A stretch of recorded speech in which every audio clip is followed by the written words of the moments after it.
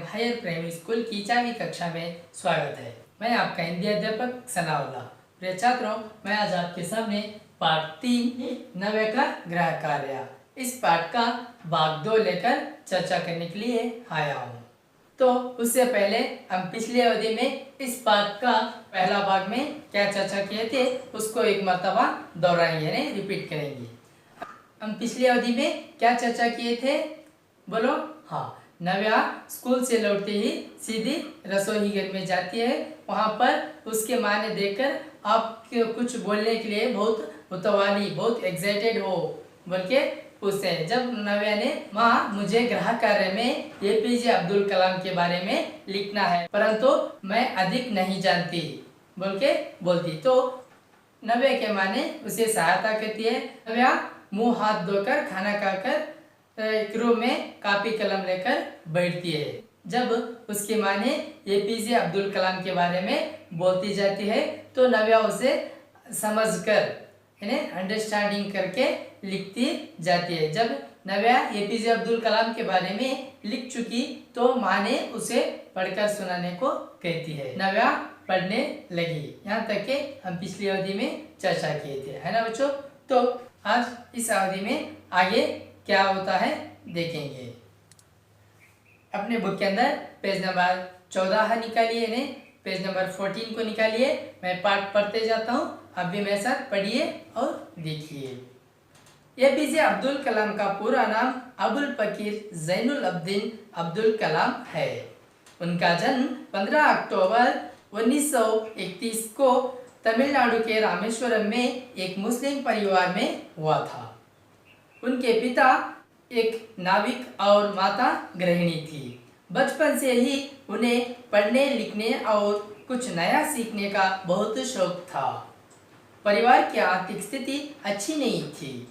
School में पढ़ाई करने के बाद बालक कलाम शाम को समाचार पत्र बेचने का काम करते थे। प्रारंभिक शिक्षा पूरी करके उन्होंने भौतिक विज्ञान में स्नातक किया। फिर मद्रास से एरोस्पेस इंजीनियरिंग की शिक्षा ग्रहण की। इंजीनियरिंग के बाद कलाम ने रक्षा अनुसंधान और विकास संगठन DRDO में वैज्ञानिक के तौर पर कार्य किया। अपने काम के प्रति निष्ठा और सफलता से उनकी गिनती बड़े बड़े वैज्ञानिकों में होने लगी। भारत को शक्तिशाली बनाने के लिए उन्होंने पृथ्वी और अग्नि नाम की मिसाइलों का निर्माण किया। पोखरण में द्वितीय परमाणु के सफल परीक्षण में भी उन्होंने महत्वपूर्ण भूमिका निभाई थी। तो देखो बच्चों, अब इसका एक्सप्लेनेशन यानी विवरण देखते जाएंगे। एपीजे अब्दुल कलाम का पूरा नाम अबुल फकीर जैनुल अब्दीन अब्दुल कलाम है।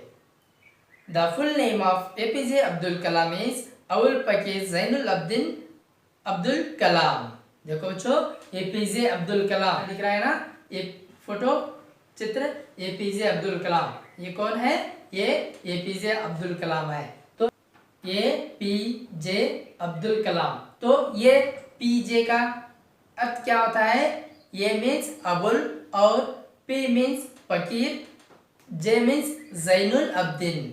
अबुल फकीर जैनुल अब्दीन अब्दुल कलाम इनका पूरा नाम है। उनका जन्म 15 अक्टूबर 1931 को तमिलनाडु के रामेश्वरम में एक मुस्लिम परिवार में हुआ था। He was born on October 15, 1931 in a Muslim family of Rameswaram in Tamil Nadu.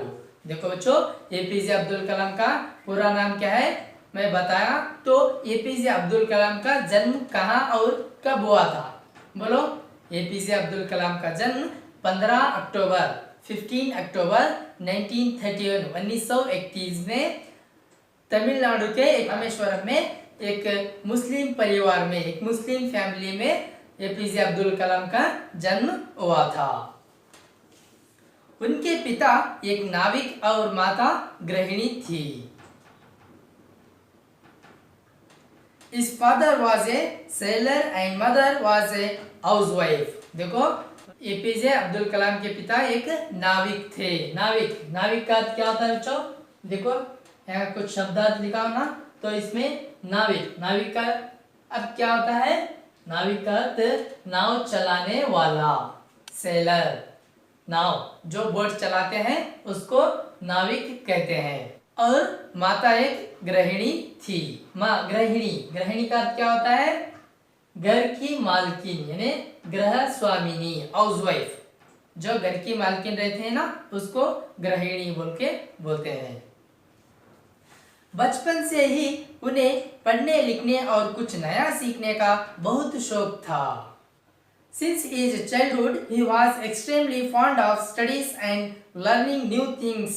देखो एपीजे अब्दुल कलाम को बचपन से ही उन्हें पढ़ने लिखने का और कुछ नया सीखने का बहुत शौक था। बचपन, बचपन का अर्थ क्या होता है बच्चों? बचपन का अर्थ जन्म से 8 वर्ष तक की अवस्था। तो जन्म से 8 वर्ष तक की जो अवस्था रहती है उसको हम बचपन कहते हैं, यानी चाइल्डहुड कहते हैं। एपीजे अब्दुल कलाम को बचपन से ही पढ़ने लिखने और कुछ नया सीखने में बहुत शौक था। स्टडीज में और लर्निंग न्यू थिंग्स में उनको बहुत शौक था। परिवार की आर्थिक स्थिति अच्छी नहीं थी। The financial condition of his family was not good. तो देखो बच्चों, एपीजे अब्दुल कलाम का फैमिली, परिवार की आर्थिक स्थिति अच्छी नहीं थी। आर्थिक स्थिति, आर्थिक का क्या होता है? धन संबंधी, फाइनेंशियल। ओके, और स्थिति, स्थिति का क्या होता है? स्थिति का क्या होता है? स्थिति का अर्थ दशा, यानी हालात, कंडीशंस। स्थिति means condition. APJ Abdul Kalam की परिवार की आर्थिक स्थिति अच्छी नहीं थी, नॉट गुड।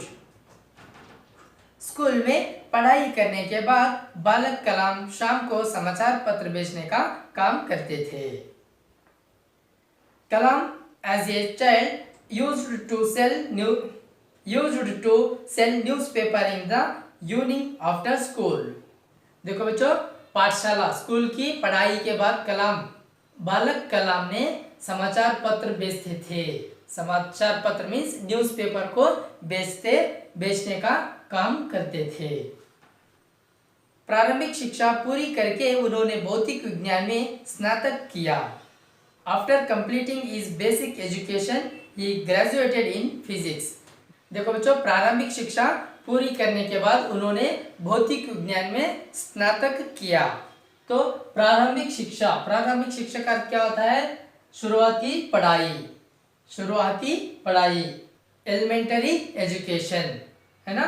तो प्रारंभिक शिक्षा खत्म करने के बाद जो प्राथमिक शिक्षण होता है वो उसको खत्म करने के बाद उन्होंने भौतिक विज्ञान का क्या होता है?